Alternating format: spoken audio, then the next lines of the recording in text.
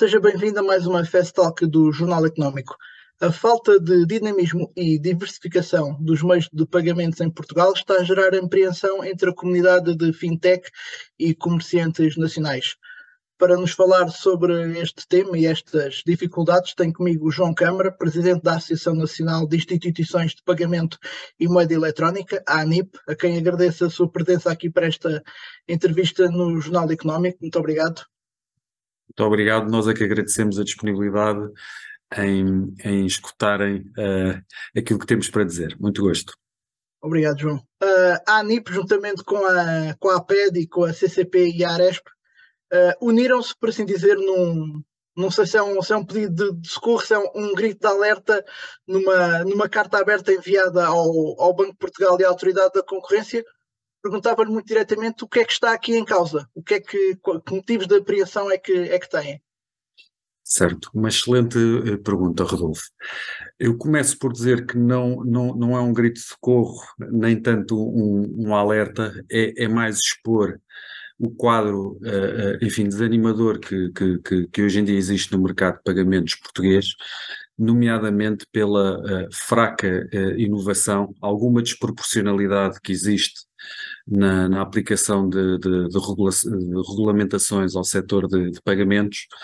e também por alguma, enfim, falta de paridade concorrencial no setor. Isto, obviamente, traz consequências óbvias para comerciantes, para turistas, imigrantes e para o próprio setor que não se consegue reinventar nem alavancar todo o potencial como noutros mercados portugueses. Peço desculpa, noutros mercados europeus. Não fossem os números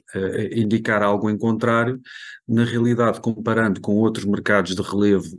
no cenário europeu, podemos realmente ver que o número de empresas a operar é algo incipiente em Portugal, para não dizer muito baixo. São empresas que, na sua maioria, surgiram há muitos anos atrás, sendo que após a publicação da segunda Diretiva de Pagamentos em Portugal em 2018, somente surgiu uma única instituição no setor em Portugal, quando vemos outros mercados dinâmicos e mais vibrantes na Europa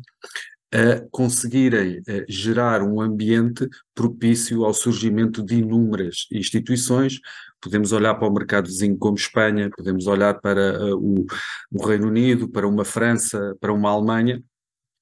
No entanto, será também importante dar nota do impacto que junto dos comerciantes este tipo de constrangimentos tem também,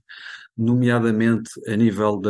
da digitalização, da capacidade de internacionalizar com uma solução única de aceitação de pagamentos e na hora de ter alternativas para processar a aceitação desses mesmos pagamentos com cartão, terem uma escolha muito mais limitada comparativamente com as congêneres europeias, por exemplo. Ou seja, ao dia de hoje, quem utilizar um terminal de pagamento, por exemplo, não consegue escolher entre diversas soluções de processamento para os seus pagamentos de forma a reduzir custos e poder também oferecer soluções mais inovadoras aos seus clientes. No que diz respeito, por exemplo, aos turistas, a verdade é que existe um número ainda bastante relevante de terminais em Portugal e crescente também que não aceitam os seus cartões. Para vos dar o exemplo, um turista que venha de um mercado enorme como é a América do Sul, quer utilizar a sua e-wallet de Mercado Livre em Portugal para pagar num terminal de pagamento, tal acaba por ser impossível, porque na realidade os terminais ao dia de hoje, na sua esmagadora maioria, aceitam somente uma e-wallet do esquema doméstico. Portanto, é um constrangimento também ao nível dos turistas não conseguirem efetuar os seus pagamentos da mesma forma que realizam noutros mercados europeus. Por último, e não menos importante, sendo Portugal o país com a maior diáspora na Europa, portanto tem a maior comunidade imigrante, não faz sentido forçar esses mesmos imigrantes a terem contas bancárias sediadas em Portugal somente para cumprir com os compromissos que ainda têm no seu país de origem, nomeadamente o pagamento de impostos, o pagamento de prestações da casa, ou mesmo outro tipo de pagamentos que requeram a utilização de cartão e que obviamente faz com que eles tenham que ter uma conta em Portugal aberta e não possam utilizar o cartão da sua conta bancária no país de origem. E tudo isto são situações que acabou de demonstrar. Não sei se o João tem algum numerizado, mas estamos a falar de. Poderá haver aqui um prejuízo de milhões de euros para os comerciantes. E não estamos a falar daqueles comerciantes dos maiores, estamos a falar dos pequenos comerciantes de comércio de rua. Bom, seguramente haverá um prejuízo pelos custos de manutenção de conta que acabam por, de alguma forma, custear o atual método de aceitação de pagamentos com cartão em Portugal. O custo que advém, ou, aliás, o custo de oportunidade que advém da falta de inovação, de momento não temos quantificado ainda, mas seguramente podemos, de alguma forma, explicar qual o tipo de desvantagem que existe com uma simples comparação. Qualquer pessoa que hoje em dia queira comprar um produto em Portugal, digamos um computador, um dispositivo eletrónico, vá a uma página de um comerciante português que esteja online e tente verificar os meios de pagamento disponíveis e vá para o mesmo produto a um comerciante sediado em Espanha, na Alemanha, em França, em Portugal encontrar-se-á com 2, 3 alternativas de pagamento, na sua maioria provenientes do mesmo grupo empresarial, enquanto que na Alemanha, numa Espanha, numa França tem enfim, uma panóplia de soluções que permitem uma maior propensão ao consumo, ou seja, aumentar o valor médio da compra, permitem também, por outro lado, ao próprio comerciante gerir a sua tesouraria de forma mais eficiente, com soluções inclusive de descontos de rapel e outro tipo de mecânicas promocionais que permitem ao comerciante poupar, enfim, bastante dinheiro com o processamento dos seus pagamentos e, por outro lado, também conseguir vender de forma mais eficaz ao seu cliente o produto. Resumindo isto de forma muito simples, um comerciante português não está em pé de igualdade com um comerciante internacional para vender o mesmo produto no canal digital a partir de Portugal. Portanto, quando transportamos isto para uma estratégia de internacionalização e globalização do nosso comércio, facilmente se perceberá que isto acaba por constituir um entrave e um obstáculo importante nesse mesmo processo de internacionalização e digitalização, porque o mercado digital, como sabemos, não tem fronteiras, e se eu tenho menos alternativas de pagamento que, em muitos casos, reduzem a capacidade do consumidor de adquirir um determinado produto, sua capacidade de aumentar esse tal montante médio de venda, isto é uma desvantagem palpável e que obviamente causa prejuízos ou um custo de oportunidade relevante. E face a tudo isto, que soluções é que existem? Qual é que é o futuro então para os mercados de pagamento em Portugal face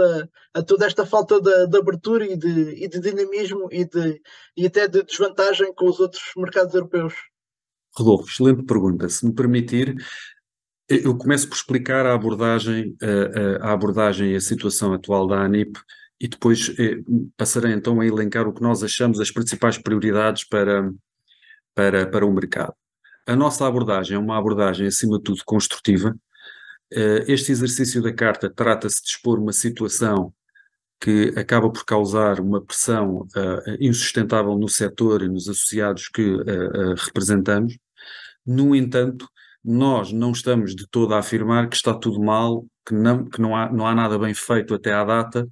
e que não existe, enfim, as condições para produzir as alterações que necessitamos. Nós achamos que essas condições existem,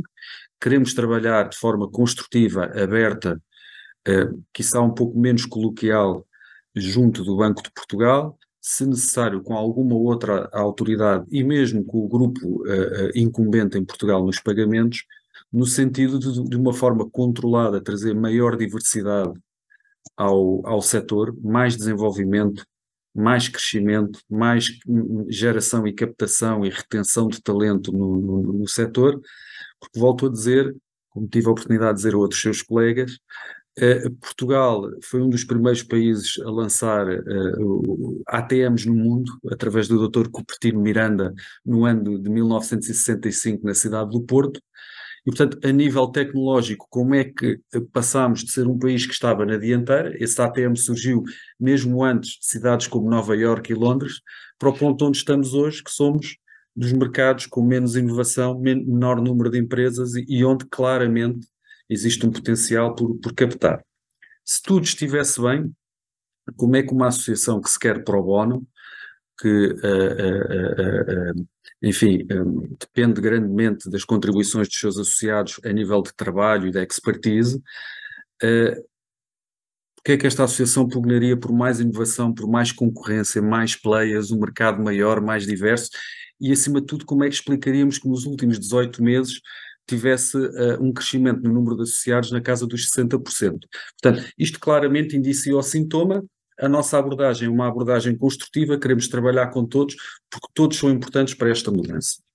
No entanto, pugnamos, e isto é bastante importante, por objetivos muito claros. Em primeiro lugar, será necessária a tal paridade tecnológica por parte do setor público, não só, obviamente, na altura de escolher os canais de pagamento para os serviços que presta, pagamentos de impostos, pagamentos de multas, etc., como também na altura de escolha dos instrumentos de emissão de pagamentos, como por exemplo a Segurança Social o faz com cartões para pagamentos, e bem, cartões de pagamentos de prestações sociais. Muito importante também é o estrito cumprimento regulatório, portanto impor a famosa separação entre esquema e processamento, para que haja realmente aqui, a nível concorrencial, uma abertura maior do mercado aos investidores internacionais e ao surgimento também de investidores nacionais no setor. Muito importante também é o acesso igualitário e em condições de paridade a todos os serviços de pagamento, que ao dia de hoje não acontece, infelizmente. Há serviços que ainda estão do lado da rede e não do esquema, e portanto é necessário alterar isso. E temos também um ponto muito importante, que é a fidelização atual dos terminais de pagamento para os comerciantes, que ao contrário do que aconteceu, por exemplo, no setor das telecomunicações, em que se proibiu determinados valores ou a aplicação de determinados valores na fidelização dos terminais aos clientes, no caso do setor financeiro, estes terminais de pagamentos ainda contam com valores na casa dos 400, 500 euros, sendo uma barreira efetiva muito grande. Há livre concorrência e um maior dinamismo no setor, porque obviamente um comerciante que tenha que pagar esse valor, na hora de escolher soluções com mais inovação, com preços diferentes, com mais alternativas, vê-se condicionado, e portanto é muito importante resolver este ponto. Por último, e não menos importante, será necessário a ANIP ter a representatividade necessária junto do regulador, participando no Fórum para os Sistemas de Pagamento, e também criando um canal de comunicação com o regulador, um pouco mais informal, no sentido de poder ir trabalhando nas regulações que aí vêm, nas atuais, para criar um ambiente de proporcionalidade regulatória que seja mais atrativo para o surgimento e desenvolvimento de novos players. Para dar um exemplo, não podemos estar constantemente a lançar regulações no setor de pagamentos que façam remissões diretas a leis e regulações da banca, porque são empresas com uma dimensão menor, com um campo de atuação diferente, porque desta forma, obviamente, estaremos a trazer requisitos que são até, algumas vezes, diria eu, contrários ao espírito da própria Diretiva de Serviços de Pagamento, e acabam por balizar por baixo as expectativas do mercado relativamente ao desenvolvimento do mercado. João Câmara, agradeço-lhe uma vez mais a disponibilidade para falarmos aqui um pouco sobre toda esta problemática que afeta o setor do comércio e da distribuição em Portugal. Certamente voltaremos a falar numa próxima oportunidade, e agradeço-lhe mais uma vez a sua presença aqui na JETV. Nós é que agradecemos, foi um enorme gosto. Desse lado, já sabe, pode ver estas e outras entrevistas e acompanhar a restante atualidade noticiosa em jornaleconómico.pt.